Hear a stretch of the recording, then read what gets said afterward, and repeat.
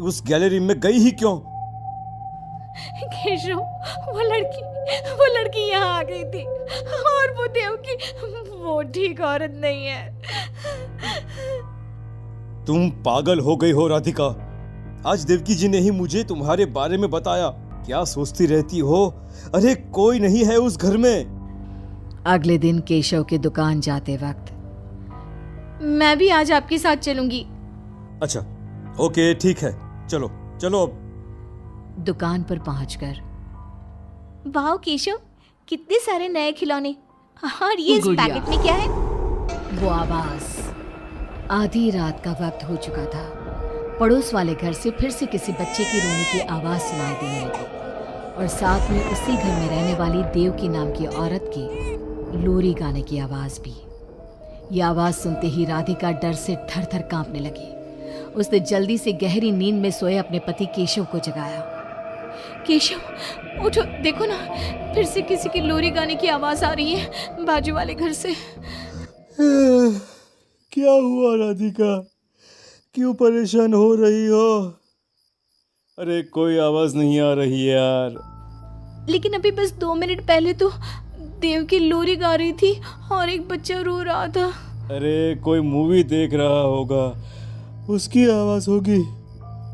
देवकी और उसके पति मोनिश ने बताया ना कि उनके बच्चे नहीं होते। उस घर में कोई बच्चा नहीं है। अब ना तुम भी सो जाओ और मुझे भी सोने दो। लेकिन अभी बस 2 मिनट पहले तो देव की लोरी गा रही थी और एक बच्चा रो रहा था। राधिका हैरान थी कि आवाज सिर्फ उसे ही सुनाई क्यों देती थी। लेकिन जब उसके पति केशव ने उसकी बात नहीं सुनी तो वो सोने की कोशिश करने लगी। लेकिन राधिका के कानों में किसी छोटी बच्ची के हंसने की आवाज गूंजने लगी। राधिका बुरी तरह से डर गई थी। अगली सुबह, मैं दुकान जा रहा हूँ। आज माल खत्म हो रहा है दुकान में। इन दिनों पता नहीं क्यों लोग जमकर खिलौने खरीद रहे हैं। आज बड़े बाजार जाकर सारे खिलौने ले आता हूँ। आप रात होने से पहले आ जाएंगे ना? लगता है तुम देवकी से अभी तक डरी हुई हो। अच्छा ठीक है, देखो घर के पीछे वाली गैलरी में मत जाना, क्योंकि वहां से तुम्हें अक्सर देवकी नजर आती है और तुम ना फिर डर जाती हो। ठीक है केशव, मैं आज उधर जाऊंगी ही नहीं। जब भी उधर देखती हूँ कुछ डरावना ही नजर आता है। केशव दुकान चला जाता है। तभी अचानक राधिका को याद आता है कि घर की गैलरी में उसने कुछ कपड़े सुखाए थे। डरते हुए वो वहां जाती है। दूसरी तरफ देवकी की गैलरी नजर आती थी। राधिका जैसे ही कपड़े लेकर वापस आने को पलटती है, उसकी नजर सामने देवकी की गैलरी में पड़ी। वहां एक 4 साल की बच्ची खड़ी होकर उसे घूर रही थी। हे भगवान, ये कौन है? कौन है ये? मैं इससे पूछूं कि इसका नाम क्या है? हाँ, पूछ लेती हूँ, फिर केशव को बताऊंगी। वो मेरी बात पे भरोसा नहीं करते ना। बेटा, कौन हो तुम? हाँ, तुम्हारा नाम क्या है? गुड़िया। तभी अचानक वहां पर देवकी आती है और वो बच्ची गायब हो जाती है। क्या हुआ?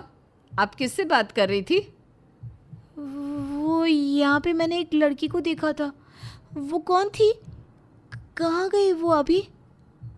कौन लड़की? मैंने कहा ना, मेरे घर में कोई बच्चा नहीं है। मैंने देखा था, वो यही थी। वो आपके पीछे कौन है? राधिका को फील होता है कि किसी ने उसे धीरे से पुकारा, आंटी। राधिका पलट कर देखती है तो वहां वो छोटी बच्ची खड़ी थी। राधिका चीख कर बेहोश हो जाती है। जब उसकी आंख खुलती है तो केशव उसके पास खड़ा था। क्या हुआ राधिका? राधिका, होश में आओ। वो तो भला हो देवकी जी का, जिन्होंने तुम्हें बेहोश पड़ा देखकर मुझे कॉल कर दिया और मैं घर आ गया। तुम